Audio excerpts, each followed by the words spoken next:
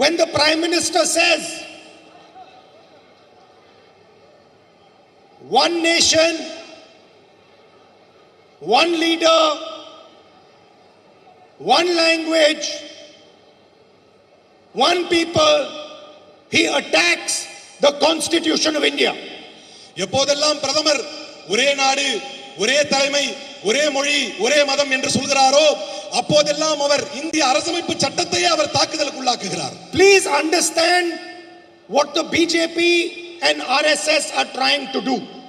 பிஜேபியும் ஆர்எஸ்எஸும் இந்த மண்ணில் எதை செய்ய நினைக்கிறார்கள் என்பதை நீங்கள் புரிந்து கொள்ள வேண்டும். In olden days,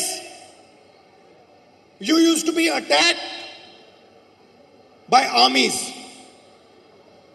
பண்டைய காலங்களிலே ராணுவத்தை கொண்டு தாக்குதல்கள் நடத்தப்பட்டு கொண்டிருந்தன. Suddenly one army would arrive at the gates and there would be war.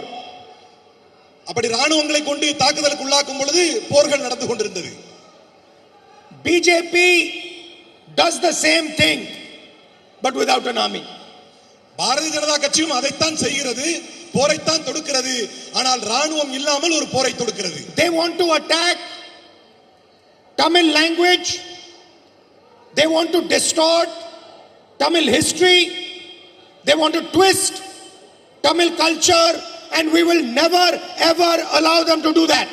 அவர்கள் தமிழ் மொழியை அழிக்க நினைக்கிறார்கள், தமிழ் கலாச்சாரத்தை அழிக்க நினைக்கிறார்கள், தமிழின வரலாற்றை அழிக்க நினைக்கிறார்கள். அவர்களால் ஒருபோதும் தன்னுடைய வாழ்நாளில் அதை செய்ய முடியாது. The thing is, the BJP, RSS are ignorant people. Are ignorant people.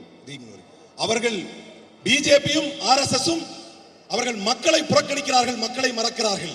They do not understand who the Tamil people are. அவர்களை பொறுத்தவரை யார் இந்த மலைவாழ் மக்கள் என்பதை அவர்கள் மறுக்கிறார்கள், அவர்கள் புரிய மறுக்கிறார்கள். They do not understand what Tamil means to the people of Tamil Nadu. Tamil என்றால் என்ன, தமிழுடைய மகத்துவம் இந்த தமிழ் மக்களுக்கு எப்படிப்பட்டது என்பதை அவர்கள் புரிய மறுக்கிறார்கள். They do not understand that the Tamil people have a history of thousands and thousands and thousands of years that cannot be eliminated. அவர்களால் அழிக்க முடியாத, அவர்களால் தொட முடியாத ஆயிரம் ஆயிரம் ஆயிரம் ஆண்டுகால வரலாற்றை தமிழும் தமிழ் மக்களும் வைத்திருக்கிறார்கள் என்பதை அவர்கள் புரிய மறுக்கிறார்கள். That is the fact. இதுதான் உண்மை. What the BJP wants is a partner in Tamil Nadu who allows them to rule Tamil Nadu from Delhi. அவர்களுக்கு தேவையெல்லாம் அவர்களுக்கு ஒரு கூட்டாளி வேண்டும்.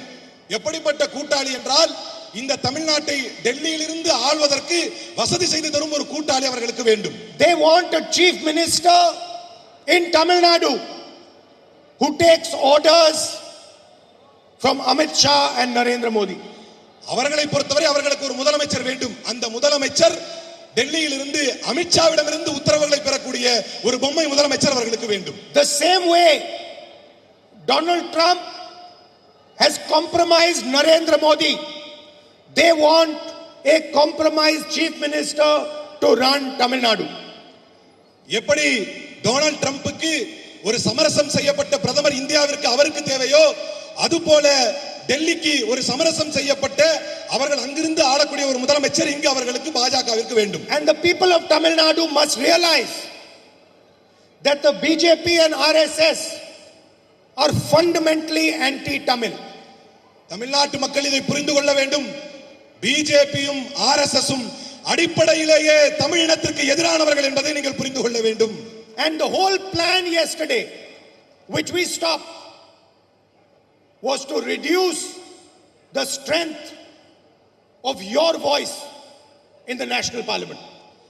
தேசிய பாராளுமன்றத்தில் உங்கள் குரலை குறைக்க வேண்டும் என்கின்ற அவர்களுடைய திட்டத்தை தான் நேற்றைக்கு தவிடுபடியாக்கினோம்.